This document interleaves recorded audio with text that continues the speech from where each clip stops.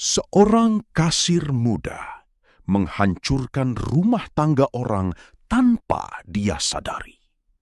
Awalnya cuma dibimbing, lalu diperhatikan, sampai akhirnya jadi simpanan atasannya sendiri. Masalahnya, pria itu punya istri dan anak yang masih kecil. Mereka pikir semuanya aman, bermain rapi di balik jam kerja. Sampai satu hari, pintu restoran terbuka. Seorang wanita masuk, tatapannya dingin, langkahnya pelan, lalu berhenti tepat di depan kasir. Dan dengan suara pelan dia berkata, "Saya istrinya." Detik itu juga, dunia mereka runtuh. Skandal terbongkar, pekerjaan terancam, dan karma mulai datang tanpa ampun. Ini bukan sekadar selingkuh, ini awal dari kehancuran yang memalukan. Malam itu, suasana restoran mie gacoan sedang ramai-ramainya. Antrian panjang, suara pelanggan bercampur dengan teriakan nomor pesanan. Di balik kasir, seorang wanita berdiri dengan senyum ramah. Namanya Nisa. Nisa baru 2 minggu bekerja, tapi kecantikannya sudah jadi bahan pembicaraan hampir semua karyawan. Wajahnya sederhana, tapi menenangkan, dengan sikap yang sopan dan tidak banyak bicara. "Nomor 27, mie level 3, ST," serunya dengan suara pelan tapi jelas. Di sisi lain ruangan, seorang pria memperhatikannya sejak tadi. Dia adalah Raka, supervisor di cabang itu. Umurnya sekitar 32 tahun, pembawaannya tenang, tegas, dan dihormati semua karyawan. Namun, ada satu hal yang tidak diketahui banyak orang. Raka sudah menikah dan punya satu anak. Awal perhatian. "Kerja kamu rapi," kata Raka tiba-tiba saat mendekati kasir. Nisa sedikit kaget. "Oh, makasih mas, saya masih belajar." Raka tersenyum tipis. "Kalau ada kesulitan, langsung bilang saja ke saya." Sejak malam itu, perhatian Raka mulai terasa berbeda.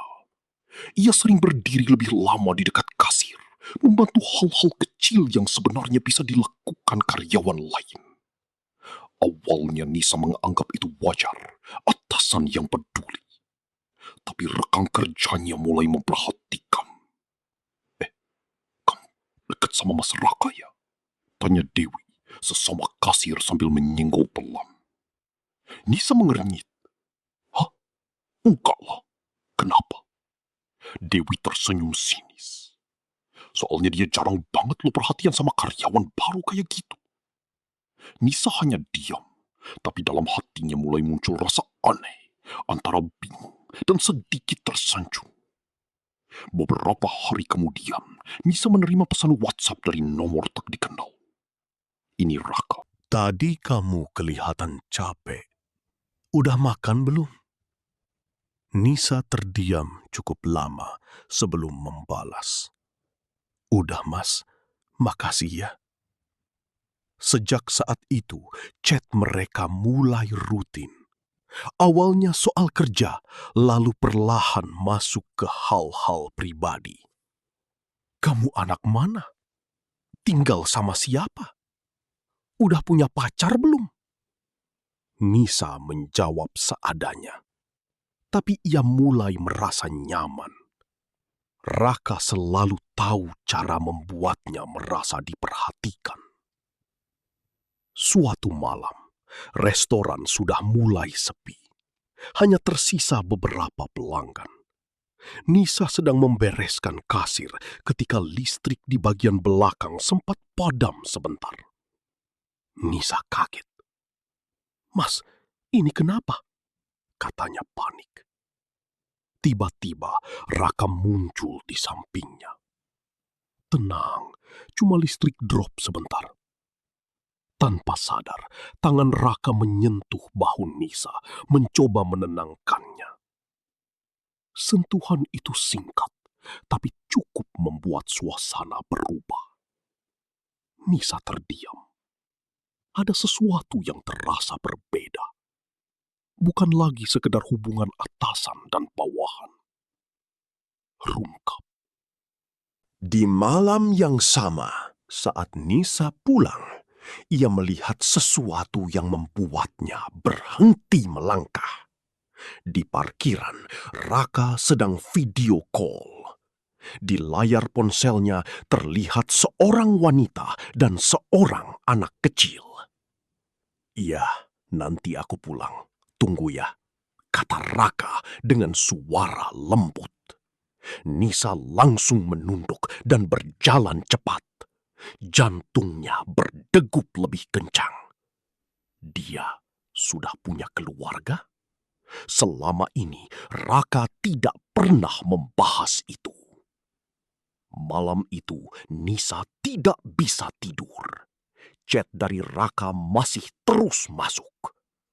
"Besok kamu masuk jam berapa? Jangan lupa sarapan ya." Nisa menatap layar ponselnya lama. Di satu sisi, ia merasa diperhatikan. Di sisi lain, ia mulai sadar ini bukan hal yang benar. Namun, perhatian seperti itu sulit diabaikan. Keesokan harinya, saat Nisa datang kerja, Raka sudah menunggunya di depan pintu masuk. "Aku mau ngomong sesuatu sama kamu nanti malam setelah shift," katanya serius. Nisa menelan ludah. Perasaannya campur aduk, takut, penasaran, tapi juga sedikit berharap. Ia tidak tahu bahwa langkah kecil yang ia ambil hari itu akan membawa hidupnya ke dalam masalah besar yang tidak bisa ia hindari. Nisa bekerja dengan pikiran yang tidak fokus. Kata-kata Raka tadi pagi terus terngiang di kepalanya. "Aku mau ngomong sesuatu sama kamu nanti malam." Setiap kali mata mereka bertemu, Raka hanya memberi tatapan serius. Berbeda dari biasanya. Tidak ada senyum santai. Tidak ada candaan ringan. Seolah-olah ada sesuatu yang besar yang akan terjadi. Momen yang mengubah segalanya. Jam menunjukkan hampir pukul 11 malam. Restoran sudah tutup. Karyawan mulai pulang satu persatu. Nisa sengaja menunda beres-beres. Jantungnya berdegup tidak karuan. Udah selesai. Suara Raka terdengar dari belakang. Nisa menoleh pelan. "Ya, tinggal sedikit lagi. Kalau gitu, ikut aku sebentar." Nada suaranya tegas, tidak bisa ditolak. Mereka duduk di area belakang, tempat yang sepi dan minim cahaya. Raka menarik napas panjang, lalu menatap Nisa langsung ke mata. "Aku tidak mau muter-muter," katanya pelan. "Aku suka sama kamu." Nisa langsung membeku. Apa? Suaranya hampir tidak keluar. "Aku nyaman sama kamu. Dari awal kamu masuk kerja, aku ngerasa beda." Nisa menunduk, tangannya gemetar. "Mas, tapi..." Ia ragu melanjutkan. "Kamu sudah punya keluarga." Suasana langsung berubah sunyi. Raka tidak langsung menjawab. "Aku memang sudah menikah." Akhirnya Raka bicara. "Tapi hubungan aku sama istriku sudah lama gak baik." Nisa terdiam. Sering ribut, sudah nggak ada komunikasi. Bahkan aku ngerasa sendirian di rumah. Kata-kata itu masuk pelan ke dalam hati Nisa. Berbahaya, tapi terasa menyentuh. Dan kamu, lanjut Raka. Kamu bikin aku ngerasa hidup lagi. Nisa mengangkat wajahnya. Tatapan mereka bertemu. Aku nggak tahu harus gimana, katanya pelan. Raka mendekat sedikit. Kita jalanin aja pelan-pelan. Gak perlu orang lain tahu. Kalimat itu sederhana, tapi maknanya dalam. Rahasia. Nisa tahu itu salah. Ia sangat tahu. Tapi di saat yang sama, ia merasa dibutuhkan. Perasaan itu menang. Sejak malam itu, semuanya berubah. Mereka mulai sering cari waktu berdua. Chat jadi lebih intens dan pribadi. Raka mulai menjemput Nisa diam-diam setelah kerja. Di depan orang lain, mereka tetap menjaga jarak. Tapi di balik itu, hubungan mereka semakin dalam. Namun, tidak semua orang bodoh. Dewi mulai memperhatikan lagi. "Lu akhir-akhir ini sering bareng Mas Raka ya?" tanyanya suatu siang. Nisa langsung gugup. "Enggak kok, kebetulan aja." Dewi menyipitkan mata. Hati-hati aja ya." Ucapan itu terdengar seperti peringatan. Di satu sisi, Nisa mulai tenggelam dalam perhatian Raka. Di sisi lain, bayangan istri dan anak Raka terus menghantuinya. Setiap kali Raka mengirim pesan manis, Nisa tersenyum. Tapi setiap kali ingat kenyataan, hatinya terasa berat. Ia mulai hidup dalam dua perasaan, bahagia dan bersalah. Suatu malam, saat mereka duduk di motor setelah pulang kerja. "Mas, kamu beneran bakal ninggalin istri kamu?" tanya Nisa pelan. Raka terdiam beberapa detik. "Kasih aku waktu," jawabnya singkat. Jawaban itu tidak memberi kepastian. Tapi Nisa memilih untuk percaya. Beberapa hari kemudian, sesuatu terjadi yang tidak pernah Nisa duga. Seorang wanita datang ke restoran. Berpakaian sederhana, tapi sorot matanya tajam. Ia berdiri cukup lama, memperhatikan ke arah kasir, ke arah Nisa. Lalu pelan-pelan berjalan mendekat. "Maaf, saya mau tanya," katanya dengan suara dingin. Nisa menelan ludah. "Mas Raka lagi kerja ya?" Jantung Nisa langsung berhenti sesaat.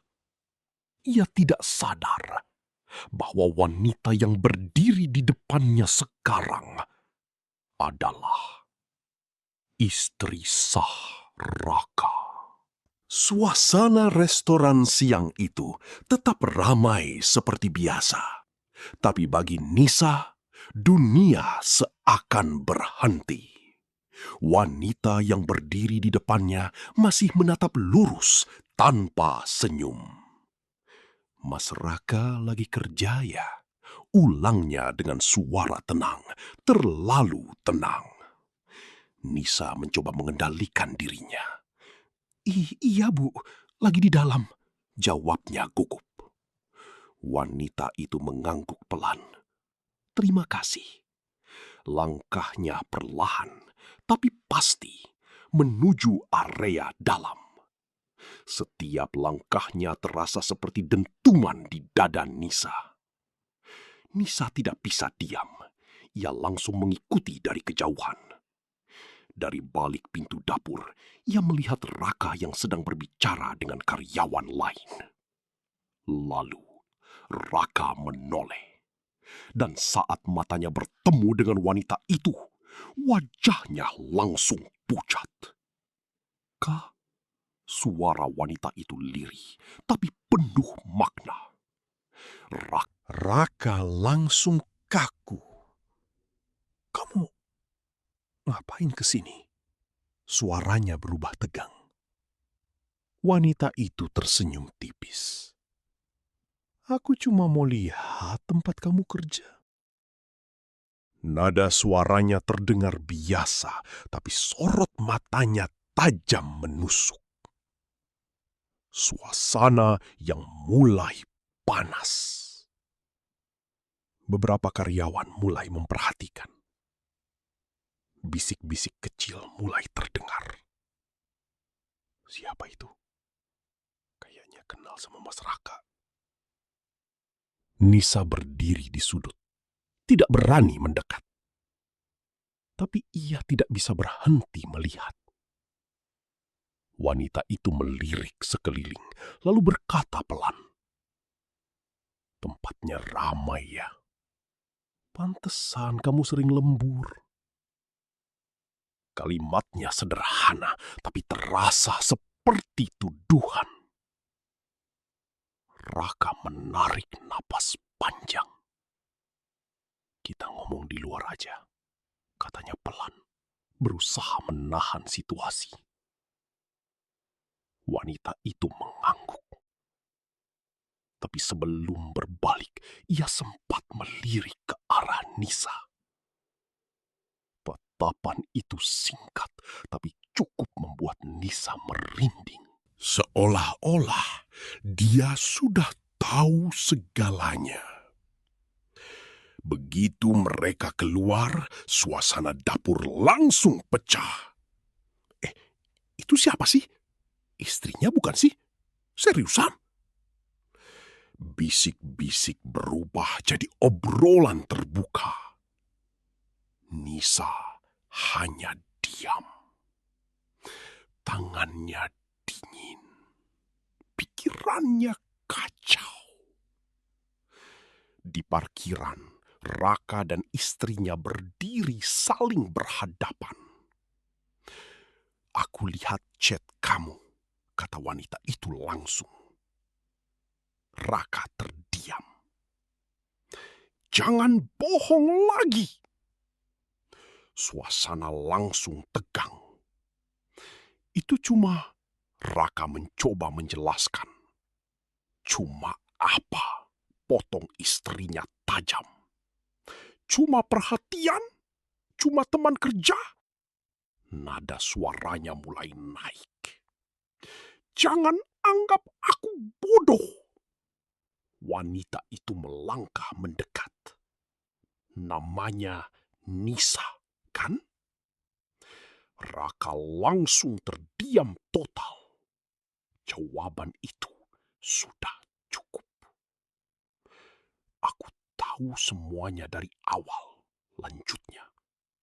Dari cara kamu berubah, dari cara kamu pegang HP, dari alasan lembur kamu.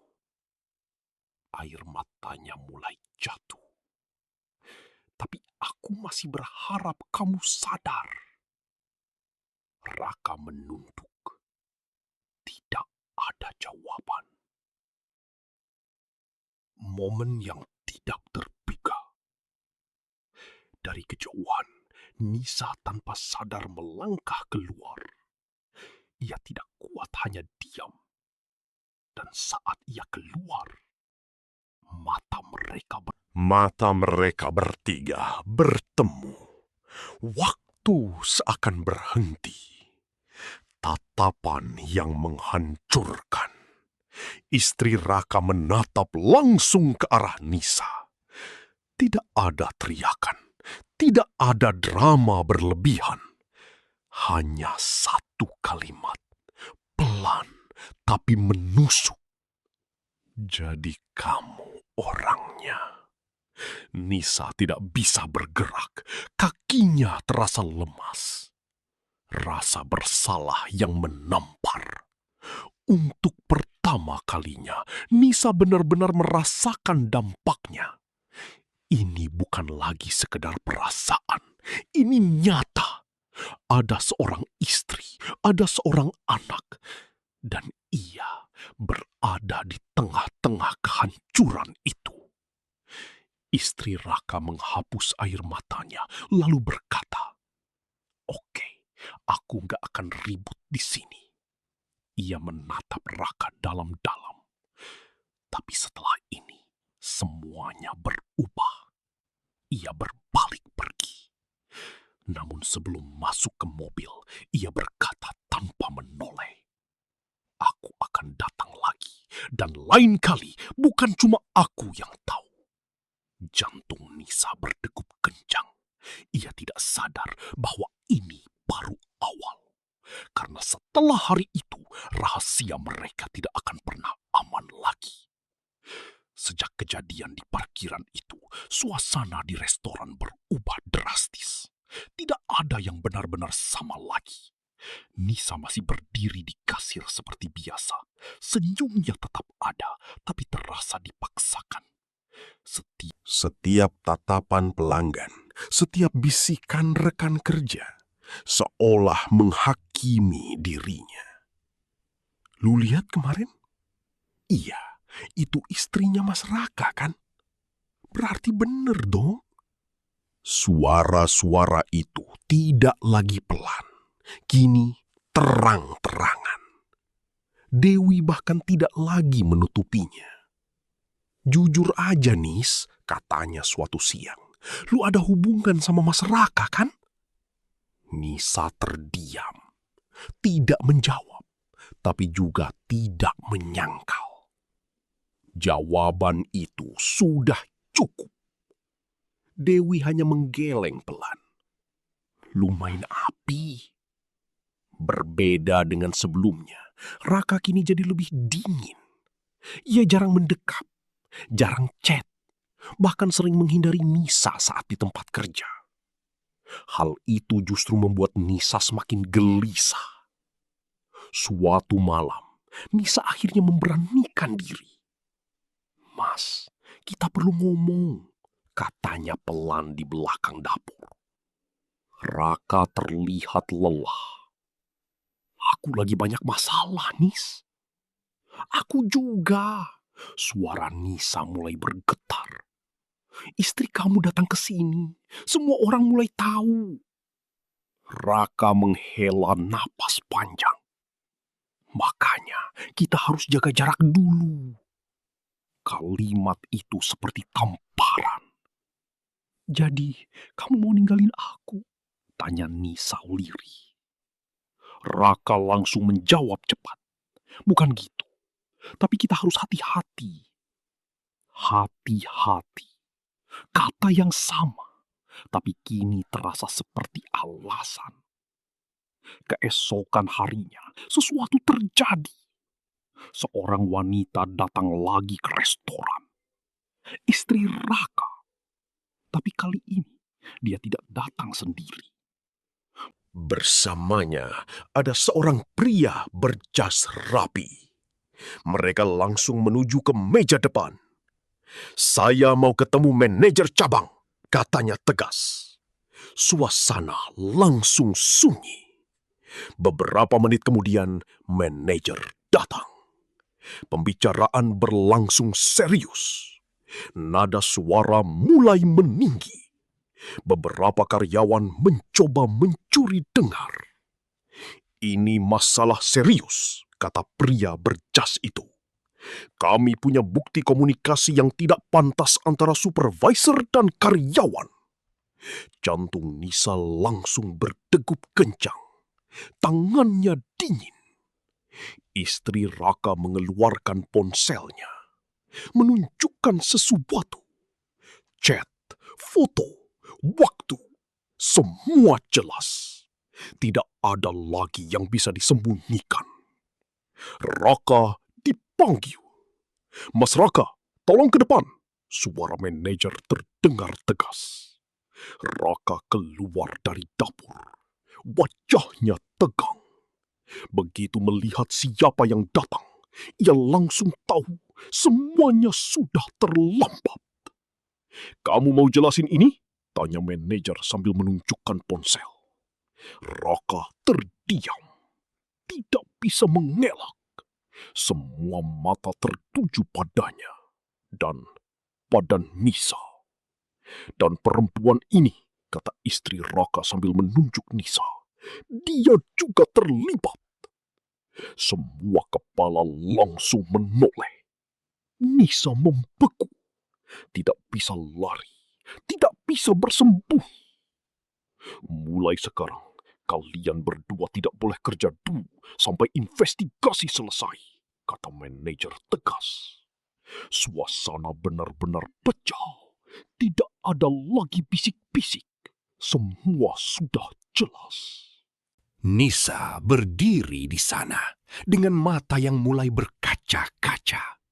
Ia datang ke pekerjaan itu dengan harapan sederhana. Sekarang, ia kehilangan semuanya dalam 1 hari.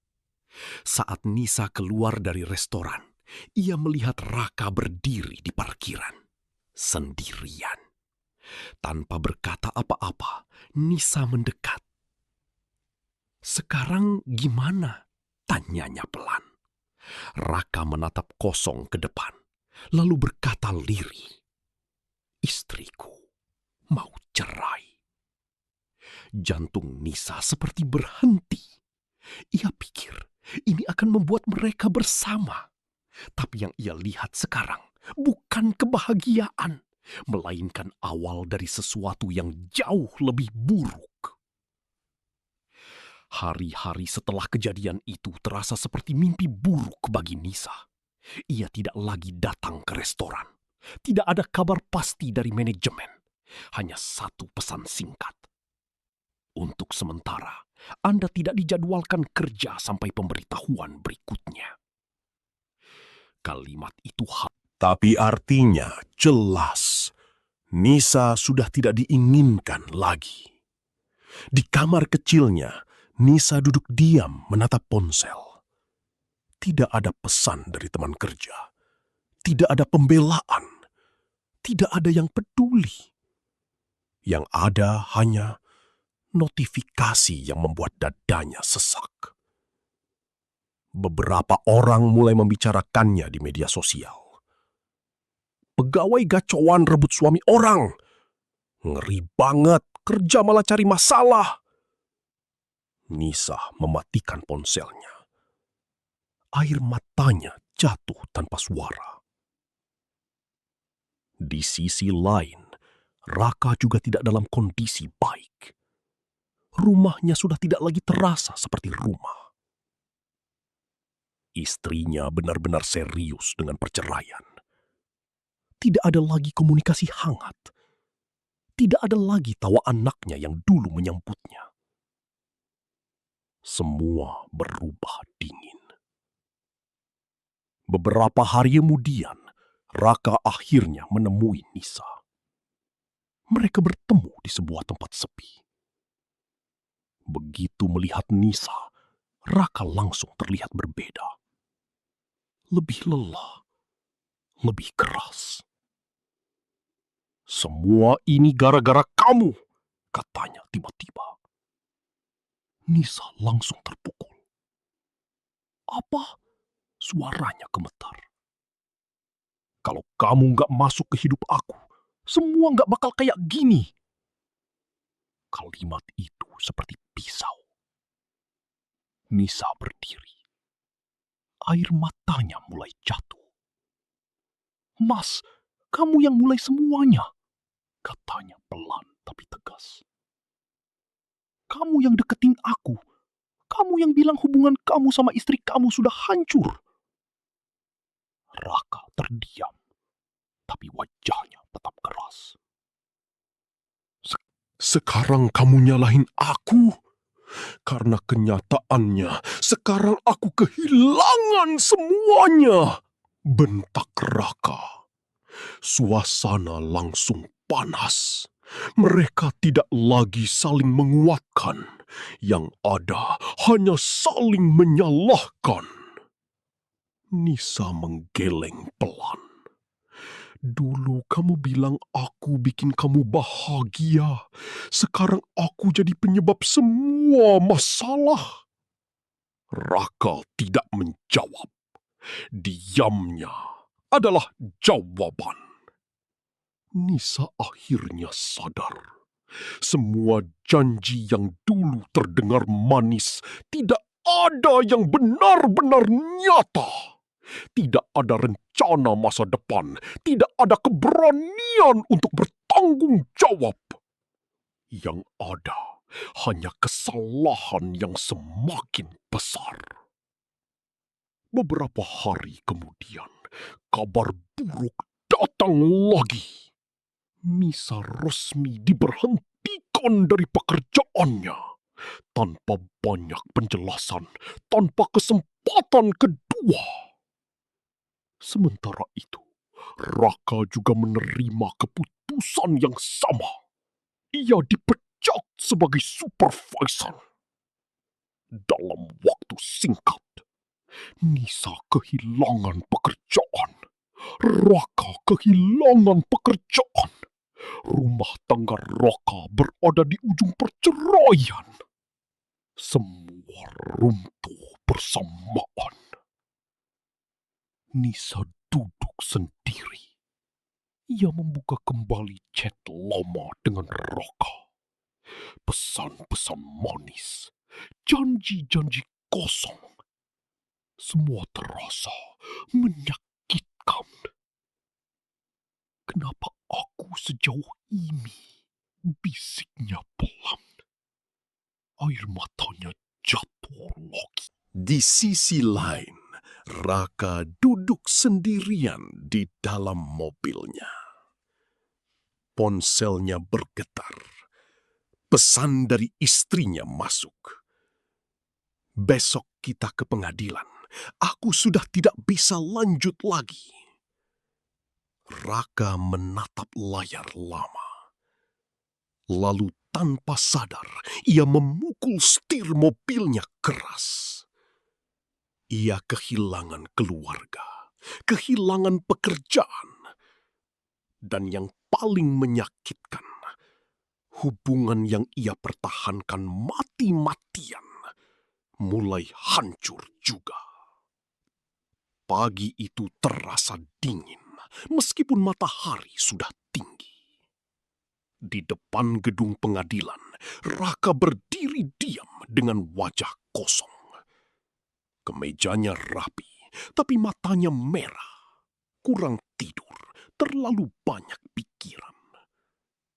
Beberapa langkah di depannya, istrinya berdiri. Tidak ada lagi tatapan lembut seperti dulu, yang tersisa hanya ketegasan. Sidang yang menentukan. Mereka masuk ke dalam ruangan. Suasana sunyi, formal, menekan. Hakim mulai membuka sidang perceraian. Kalimat demi kalimat terdengar seperti palu yang memukul hidup Raka. Apakah kedua belah pihak sudah yakin dengan keputusan ini? Istri Raka menjawab tanpa ragu.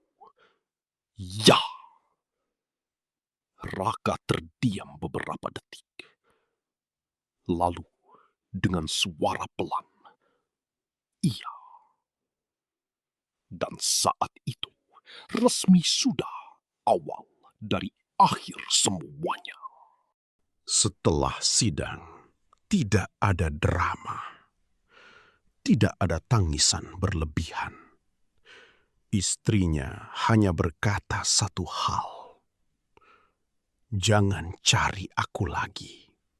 Fokus saja dengan pilihanmu. Pilihan. Kata itu menusuk dalam. Karena sekarang Raka sadar pilihan yang ia ambil justru menghancurkan segalanya. Di sisi lain, hidup Nisa juga tidak kalah hancur. Ia mencoba melamar ke beberapa tempat kerja, tapi selalu gagal. Alasannya tidak pernah disebutkan langsung, tapi ia tahu reputasinya sudah rusak. Bahkan di lingkungan tempat tinggalnya, bisik-bisik mulai terdengar. Itu kan yang viral kemarin. Kasihan sih, tapi ya salah sendiri. Nisa hanya bisa menunduk setiap lewat. Beberapa hari kemudian, Raka menemui Nisa lagi. Kali ini bukan untuk mencari solusi, tapi karena ia tidak punya tempat lain. Aku sudah cerai, katanya datar. Nisa terdiam. Harusnya itu jadi kabar yang ia tunggu dulu. Tapi sekarang tidak ada rasa bahagia sama sekali. Sekarang kamu bebas, kata Nisa pelan. Raka tertawa kecil, pahit. Bebas. Aku kehilangan anakku, pekerjaanku, rumahku. Sejak hari itu, hubungan mereka semakin renggang. Tidak ada lagi chat panjang. Tidak ada lagi perhatian kecil. Yang tersisa hanya rasa bersalah dan penyesalan. Dua orang yang dulu merasa saling menyelamatkan, sekarang justru saling mengingatkan pada kehancuran. Suatu malam, Raka duduk sendirian di pinggir jalan. Dompetnya hampir kosong. Tidak ada pekerjaan, tidak ada keluarga. Ia membuka galeri ponselnya. Foto anaknya muncul. Air matanya jatuh untuk pertama kalinya tanpa bisa ditahan. Di tempat lain, Nisa juga mengalami hal yang sama. Ia melihat dirinya di cermin. Wajah yang dulu penuh harapan sekarang terlihat lelah dan kosong. Ini semua karena pilihanku, bisiknya. Ia tidak menyalahkan siapapun. Beberapa hari kemudian, kabar mengejutkan datang. Raka mendapat panggilan dari seseorang. Mas, ada lowongan kerja. Tapi jujur aja, banyak yang sudah tahu kasus kamu. Raka menutup telepon perlahan. Harapan itu ada, tapi disertai bayangan masa lalu yang tidak bisa dihapus. Di sisi lain, Nisa menerima pesan dari nomor tak dikenal. Kamu belum selesai dengan semua ini. Nisa membaca pesan itu dengan tangan gemetar. Ia tidak tahu siapa pengirimnya. Tapi satu hal yang pasti, masalah mereka belum benar-benar berakhir. Malam itu, hujan turun pelan. Nisa duduk sendirian di dalam kamar, lampu redup, ponsel di tangannya. Pesan dari nomor tak dikenal itu masih terbuka. Kamu belum selesai dengan semua ini. Sejak pesan itu masuk, hidupnya terasa makin tidak tenang. Ia mencoba mengabaikan, tapi perasaan takut terus menghantui. Keesokan harinya, saat Nisa keluar rumah, Ia melihat seseorang berdiri di ujung jalan. Seorang wanita. Begitu wanita itu menoleh, Nisa langsung mengenalinya. Itu adalah mantan istri Raka. Langkah Nisa terhenti. Wanita itu mendekat perlahan. Tidak ada kemarahan di wajahnya. Tidak ada teriakan. Justru itu yang membuat suasana terasa lebih menekan. "Aku cuma mau bicara," katanya tenang. Nisa tidak bisa menolak. Mereka duduk di sebuah warung kecil.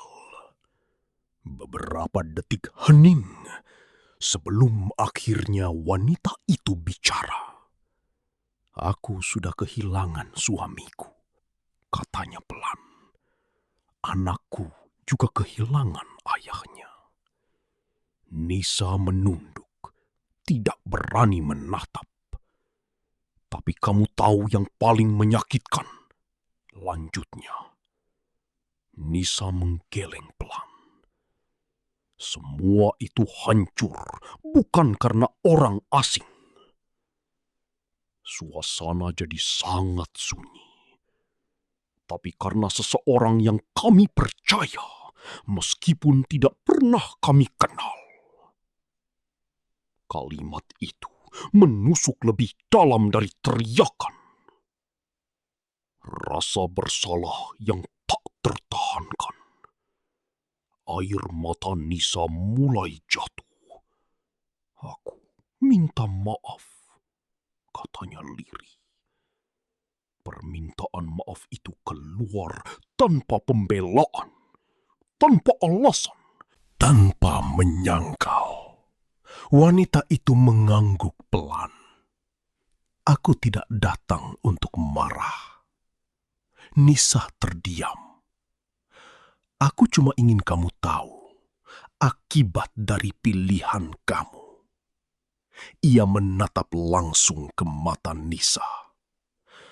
"Dan aku harap kamu tidak mengulanginya lagi di hidup orang lain." Setelah itu, wanita itu berdiri. Tidak ada drama, tidak ada ancaman. Ia pergi begitu saja, meninggalkan Nisa dengan rasa bersalah yang jauh lebih besar dari sebelumnya. Di sisi lain, Raka juga sedang berada di titik paling rendah dalam hidupnya.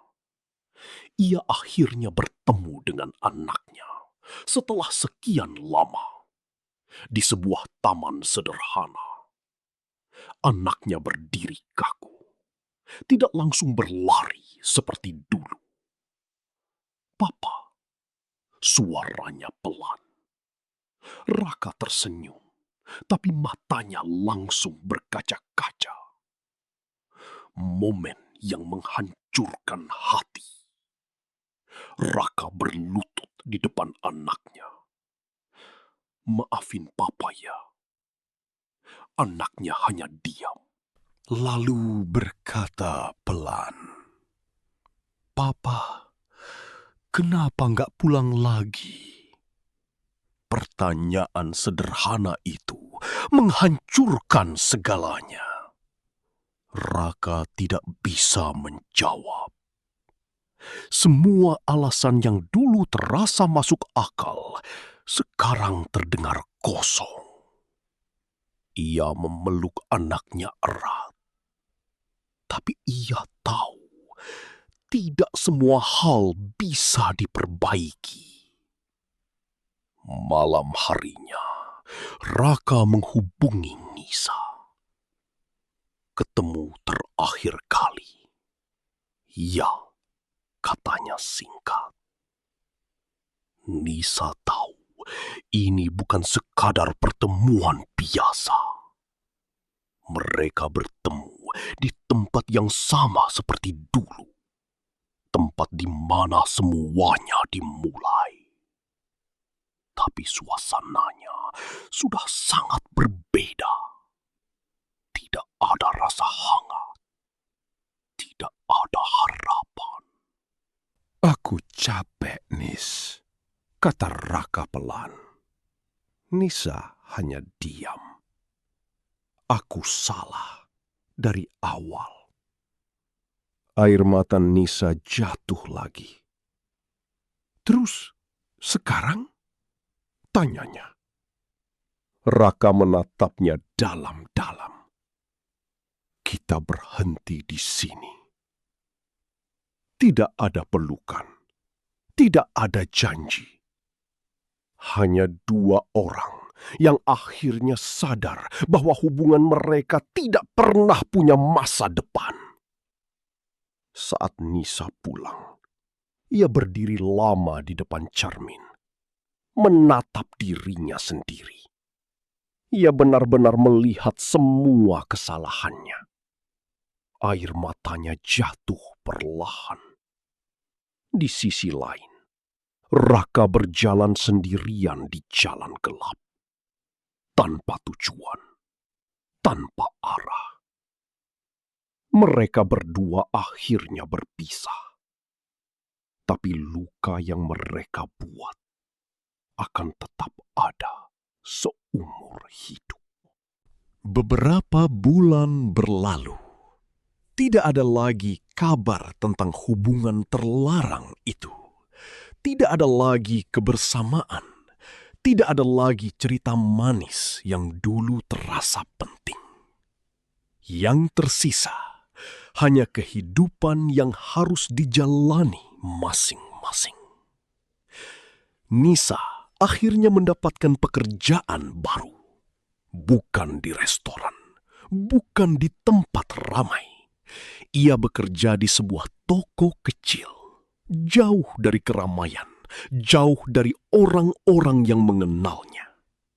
Ia memilih itu. Karena di tempat baru pun, masa lalunya masih membayang. Kadang ada pelanggan yang menetapnya terlalu lama. Kadang ada bisik-bisik kecil yang membuatnya tidak nyaman. Ia tidak pernah tahu siapa yang tahu ceritanya dan siapa yang tidak. Tapi satu hal yang pasti, ia tidak pernah benar-benar bisa lari dari dirinya sendiri. Setiap malam, saat suasana sepi, Nisa sering duduk sendiri, mengingat semuanya. Dari awal pertemuan hingga kehancuran yang terjadi. Aku yang memilih jalan ini, bisiknya pelan. Tidak ada lagi yang bisa disalahkan. Tidak Raka, tidak keadaan. Semua adalah konsekuensi dari pilihannya sendiri. Di sisi lain, hidup Raka jauh lebih keras. Ia akhirnya mendapatkan pekerjaan, tapi jauh dari posisi sebelumnya. Bukan lagi supervisor, bukan lagi orang yang dihormati. Sekarang, ia hanya pekerja biasa. Gajinya cukup untuk hidup, tapi tidak cukup untuk menutupi kehilangan yang ia rasakan. Raka sesekali bertemu anaknya, tapi tidak lagi bebas. Semua harus diatur. Semua terasa kaku. Anaknya masih memanggilnya papa, tapi tidak lagi dengan rasa yang sama. Ada jarak. Ada luka yang tidak bisa dijelaskan dengan kata-kata. Suatu malam, Raka duduk sendirian. Ia membuka kembali foto lama keluarganya. Senyum istrinya, tawa anaknya. Semua terlihat sempurna. Dulu. Kenapa aku hancurin semuanya? Bisiknya lirih. Air matanya jatuh. Tapi tidak ada yang bisa mengembalikan waktu. Pertemuan terakhir yang memalukan. Suatu hari, tanpa sengaja, Nisa dan Raka bertemu lagi. Di sebuah tempat umum. Tidak direncanakan, tidak diharapkan. Mereka saling menatap. Canggung. Aneh. Seperti dua orang asing yang pernah saling menghancurkan hidup. "Apa kabar?" tanya Raka pelan. Nisa mengangguk kecil. "Baik." Tapi mereka berdua tahu itu bukan jawaban yang jujur. Tidak ada lagi yang bisa dibicarakan. Tidak ada lagi yang bisa diperbaiki. Beberapa orang di sekitar mulai memperhatikan, seperti mengenali mereka. Bisik-bisik kecil mulai terdengar lagi. Nisa langsung menunduk. Raka mengalihkan pandangan. Momen itu terasa sangat memalukan. Dulu mereka menyembunyikan hubungan. Sekarang mereka hanya dikenal karena kesalahan mereka.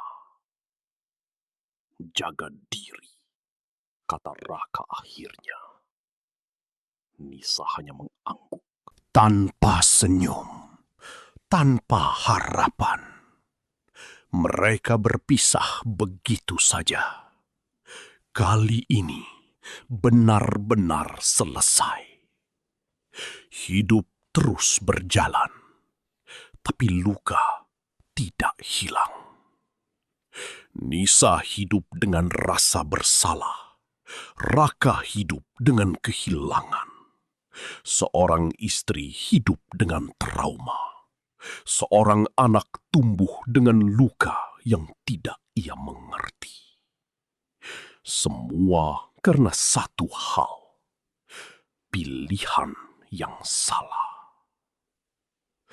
Kadang yang terlihat seperti kebahagiaan justru awal dari kehancuran. Perselingkuhan tidak pernah benar-benar membawa bahagia. Yang ada hanyalah kehilangan, penyesalan, dan luka yang tidak bisa diperbaiki. Karena pada akhirnya, karma tidak pernah salah alamat.